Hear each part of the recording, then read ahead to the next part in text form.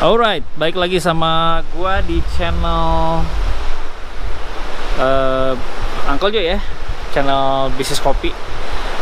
Lebih banyak bahas bisnisnya dibanding kopinya. Nah, jadi sejak gua buka kedai kopi 2018, jadi kebetulan gua ada usaha kopi dan gua sharing ke teman-teman dalam bentuk workshop. Nah, terus banyak yang request soal materi dan lain-lain, banyak yang masih bertanya-tanya. Jadi gue masukin beberapa materi workshop gue dalam bentuk vlog. Nah, kali ini gue lagi sedikit berhenti sejenak lah dari kegiatan usaha ya. Udah cukup dari sejak pandemi, kayaknya gas terus gitu ya, nggak pernah istirahat. Jadi kali ini gue mau sedikit short getaway ke Ciwidey, Bandung. Ini di Ciwidey, ngomong-ngomong asik banget ya suasananya. Terus gue coba berleha-leha hari ini dari kemarin, jadi cuma ya makan tidur doang. Makan tidur. Agenda gue hari ini adalah gue mau nanti malam mau ketemu sama Kisawa Kopi ya, Kisawa Kopi. Gue diminta sharing lah bisnis kopi di komunitasnya di Bandung. Memang nggak ngasih gue izin istirahat dikit gitu ya si Bang Andri ini nih. Kang Andri lah, si Akang Andri. Dan tapi di video kali ini gue mau sedikit sharing nih ke kalian, ke teman-teman, gimana tutorial lah. Gue mau bikin tutorial gimana misahin uang usaha sama uang pribadi. Karena jujur ya, selama gue bikin usaha bisnis kopi, selama gue bikin workshop pelatihan gitu, banyak banget yang punya masalah di sini, di hal cash flow gitu. Bisnis itu kan intinya bukan masalah lu banyak-banyakan omset, terus lu banyak-banyak rame-ramean orang, berapa jumlah cup yang terjual. Yang paling penting tuh bisnis kopi itu ya cash flow gitu. Sebetulnya nggak cuma bisnis kopi, di semua, the whole business ya, paling penting, the most important thing itu cash flow sebetulnya. Nah, jadi gue mau sedikit cerita tentang cash flow ini. Gimana caranya kita misahin antara uang pribadi sama uang usaha. Nah, kebetulan karena jujur gue ada yang nanya beberapa di workshop dan gue nggak bisa jawab, ya, gue bukan kapasitas gue untuk menjawab. Jadi karena gue sendiri secara ngatur keuangan nggak gitu bagus ya, jadi gue perlu dibantu sama yang memang di bidangnya gitu, yang memang ngurusin finance gitu. Dan kali ini gue mau ngajak finance-nya Uncle Jo, which is ibu negara ya. Ibu negara. Nah, ini kebetulan orangnya ada di sini nih. Nah, ini dia. Kamu influence sendiri aja ya? Jangan dong, nggak mau. Oke, jadi dia Doski nggak mau influence sendiri. Oke, aku geser dikit lah ya. Nah, gini deh. Jadi jatuh. Kayak mau patah gitu. Oke, jadi sampai mana tuh, lupa kan jadinya kan. Nah, jadi gua yang ngurusin finance-nya Uncle Jo adalah bini gua sendiri gitu ya. Oh, dikenalin. Iya, ini ibu negara ya. Akhirnya, Oh, memang kamu mau ya? Biasanya kan kamu tuh nggak mau in frame. Jadi kali ini gua minta doi in frame ya, untuk sharing tentang finance, gimana bikin ngelola uang kedai kopi. Karena yang ngelola bukan gua tapi ibu satu ini, jangan ibu lah ya, kakak ya. kakak Alisa. Oke, pertama-tama kira-kira apa hal yang pertama nih yang perlu dilakukan buat banyak yang punya problem soalnya di cash flow. Jadi banyak yang curhat ke gua juga, banyak yang diskusi udah 2-3 tahun bikin usaha kopi tapi cash flow-nya masih berantakan dan cenderung nggak sehat gitu. Nah, bersyukurnya Uncle Jo ditangani oleh orang yang tepat. Jadi hari ini gue bisa bilang cash flow-nya cukup sehat lah. Sehat lah. Ya, aku bisa bilang begitulah, simpulkan. Kita bukan bisnis kopi yang gede-gede banget, bukan yang wah sampai heboh meledak, tapi gue bisa pastikan kita punya cash flow yang sehat. Artinya bankable dan investorable. Ya. Ya, bisa dipertanggungjawabkan gitu secara laporan keuangan. Nah, kenapa bisa sampai di level itu? Karena finance-nya Uncle Jo, cash flow-nya ditangani sama orang yang tepat. Nah, gue mau nanya-nanya beberapa Sebenarnya apa ya? bukan orang yang tepat lah, cara yang tepat. Ya kalau cara yang tepat, orang yang nggak tepat kayak aku gitu. Aku tahu caranya yang tepat ngelola uang. Oh iya iya. Tapi bukan di aku gitu. Oh iya benar juga. Kayaknya berantakan. Semuanya harus tepat benar. Iya. Ini adalah pribadi yang tepat di tempat yang tepat, di waktu yang tepat, di bidang yang tepat. Apaan sih ngomongin jodoh? Oke, kita mulai ya.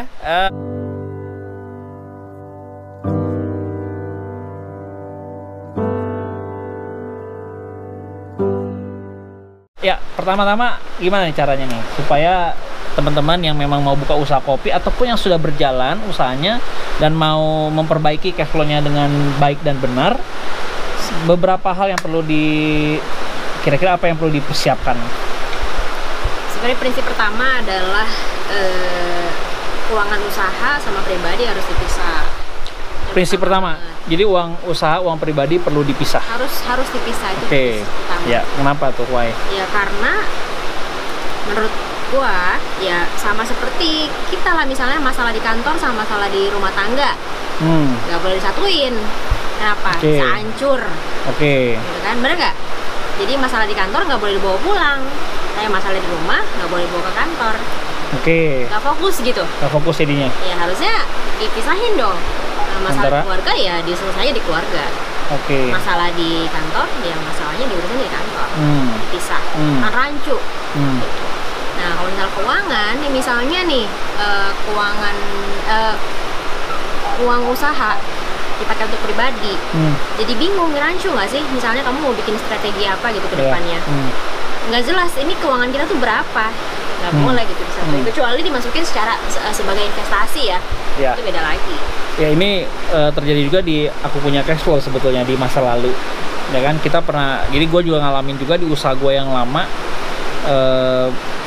antara uang pribadi sama kita hidup ya dari uang itu, dari uang usaha gitu ya, dengan daily pengeluaran kita ngambil dari situ, beli soto dari situ, beli bakso dari situ, jajan, tapi ini kita nggak tahu gitu untungnya berapa. Posisi keuangan usaha kamu tuh jadi nggak jelas. Nggak jelas. Iya.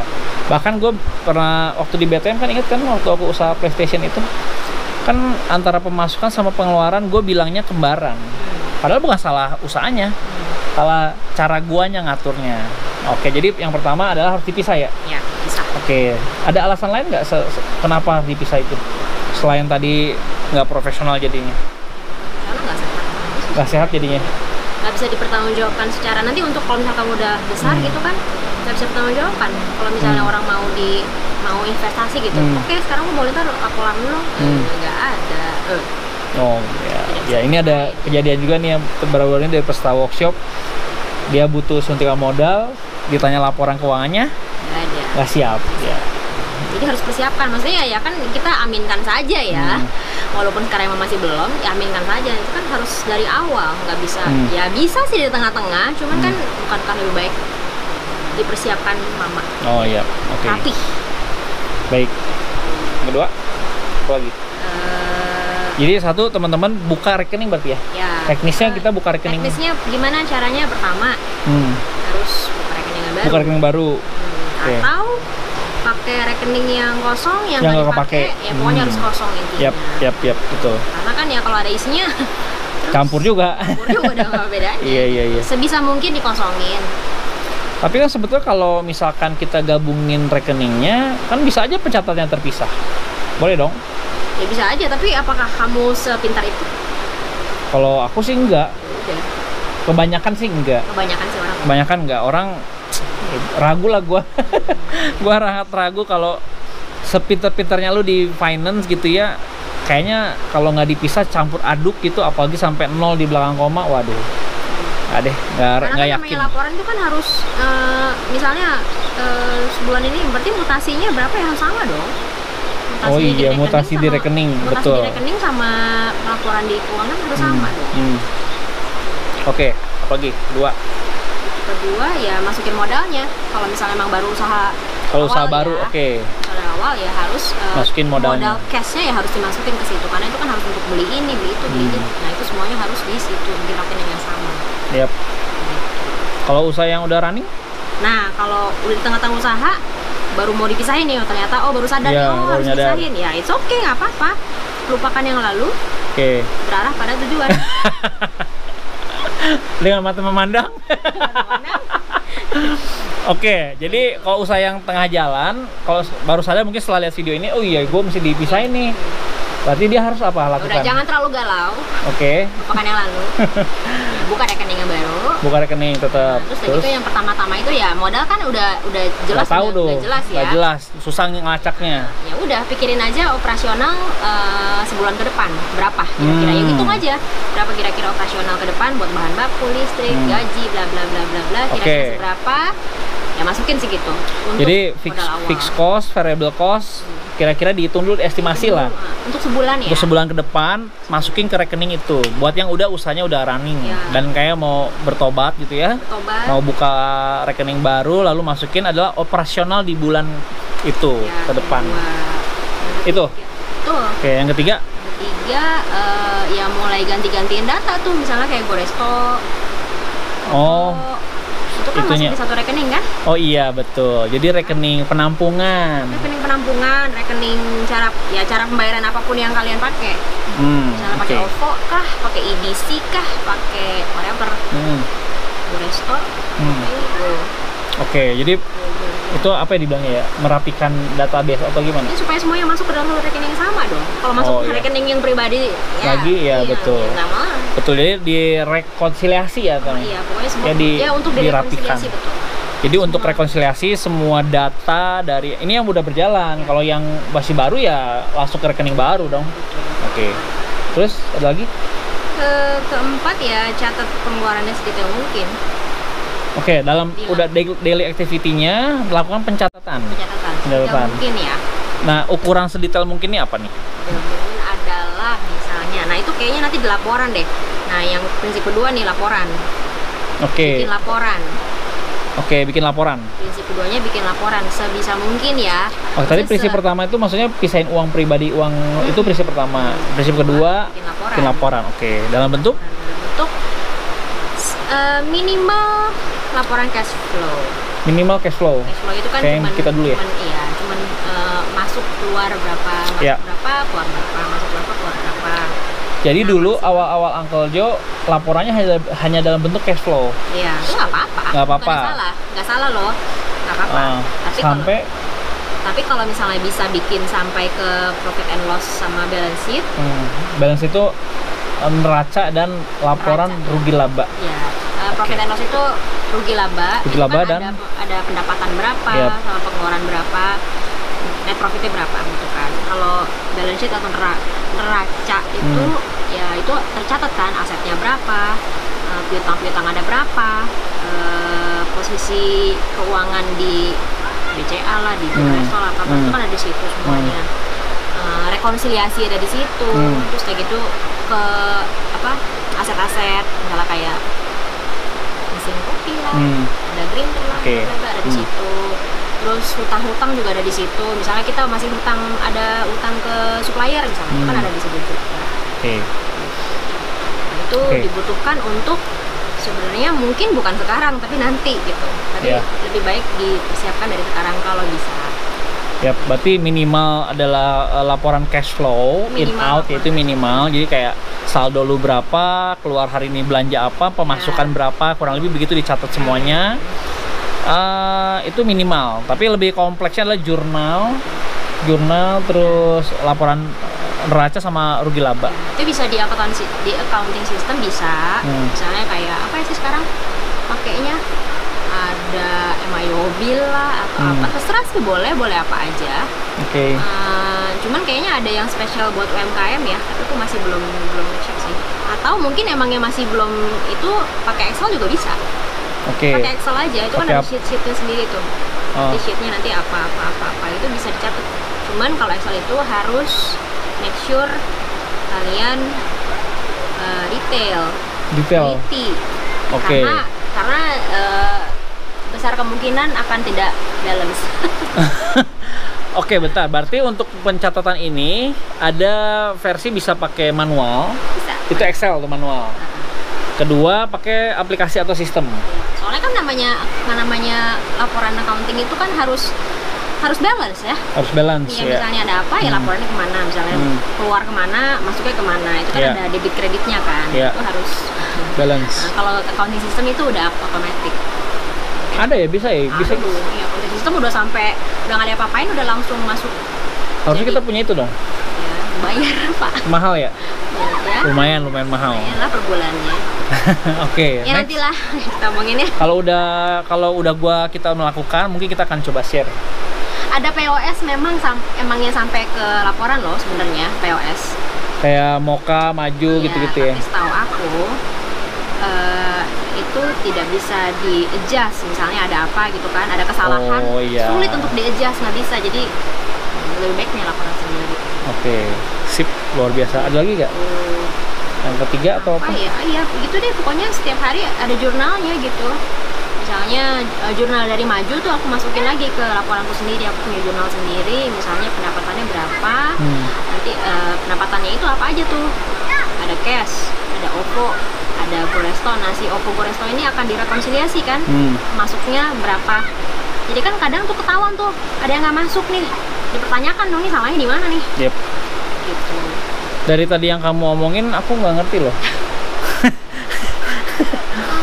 Memang otakku agak kurang nyampe ya di level solve keuangan. Memang kayak misalkan gini lah, kayak pajak ya. Pajak sendiri tuh gue sebetulnya konsultan gue apa yang dia jelasin gue nggak gitu ngerti. Memang aku agak lemah di hitung-hitungan sebetulnya. Gitu. Jadi kamu butuh apa? Agak kurang bisa lah, agak bodoh di situ. Ini yang lebih memang bidangnya kamu kan. Nah soal pengeluaran nih, kalau misalnya kepake nih. Oh iya, kalau kepake gimana? Pengeluaran misalnya, sebenarnya nggak apa-apa, nggak harus strict banget. Oh semuanya pengeluaran usaha harus usaha doang gitu, keluar dari rekening usaha, nggak juga. Misalnya kepake sama rekening pribadi gitu ya nggak apa-apa, tapi harus dicatat. Contoh nih ya, misalkan kayak gue mau bayar uang sekolah anak ya, gue nggak ada duit secara pribadi, nah gue minjam ke dia nih, tolong dong bayarin dulu gitu. Jadi dia akan langsung transfer bayarin uang sekolah anak, terus dicatat sebagai ya piutang dong. Utang aku. Utang kamu, tapi kan dari akun piutang. Oke, berarti di catatan Uncle Joe piutang, di guanya adalah utang. Ya. Jadi gua pinjam duit lah kurang lebih ke Uncle Joe gitu. Terus kalau misalkan aku butuh, misalkan nih gua belanja di Tokopedia nih bagus nih ada barang buat kebutuhan Uncle Joe, tapi gua yang beli nih Tokopedia, gua transaksi. Nah, gua langsung invoice-nya gua kirim. Enggak, misalnya kamu bayar gitu, ya gua bayar sendiri, kamu infoin ke aku harus gantiin ke kamu. Ya, Uncle Joe punya utang jadinya. Itu strict ya seperti itu. Jadi itu wajib dan nggak bisa ditawar. Jadi kalau gue pakai uang Uncle Joe ya gue punya utang ke Uncle Joe. Kalau Uncle Joe gue beliin barang tapi buat kepentingan Uncle Joe yang punya utang ke gue. Ya. Nah itu teknisnya tiap bulan. Teknisnya itu tiap bulan atau di hari itu juga. Ya aku bisa di hari itu juga boleh, bagus. Oh kalau di hari itu diselesaikan. Iya. Kalau misalkan gue nggak ada duit, gue mau dipotongnya pas gajian gue gitu bisa. Nah, pas gajian misalnya mau dipotong ya boleh aja. Oke, jadi itu seperti pinjem lah berarti ya. Okay. Tapi harus jelas, harus detail. Jelas tuh dalam artian? Iya jelas, misalnya untuk apa? Itu untuk apa? Terus gitu. Jadi di jurnal aku itu, di laporan aku itu ada jurnal namanya piutang manajemen. Oh, manajemen itu which is aku investor gitu ya. Oh iya. Aku investor bukan dong. Cici. Iya. Kan dia termasuk manajemen. Aku juga kan termasuk manajemen. Oh iya. Gitu. Jadi pengeluaran pribadi kalau dipakai dari rekening usaha itu dimasukin ke piutang.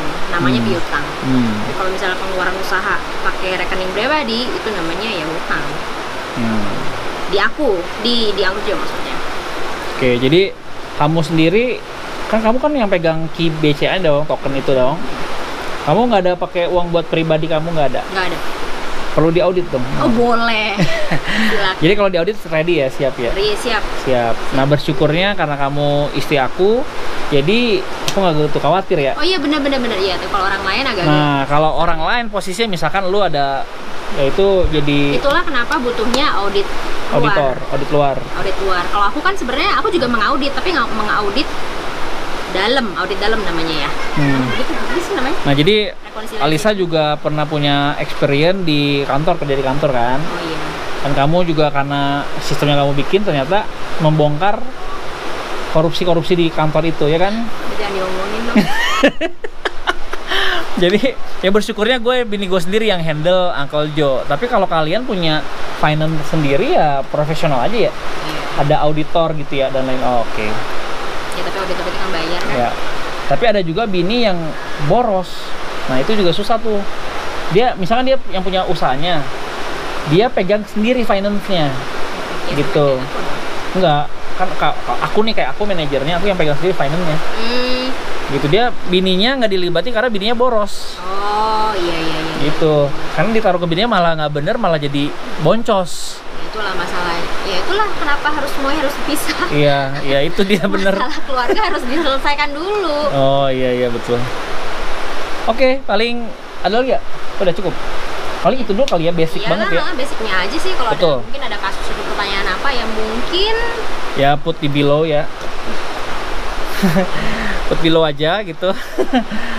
Nah, jadi banyak hal yang ditanyakan ya. Ada beberapa peserta workshop yang usahanya udah running 2-3 tahun, banyak masalah yang diceritakan sebetulnya bermuara di sini.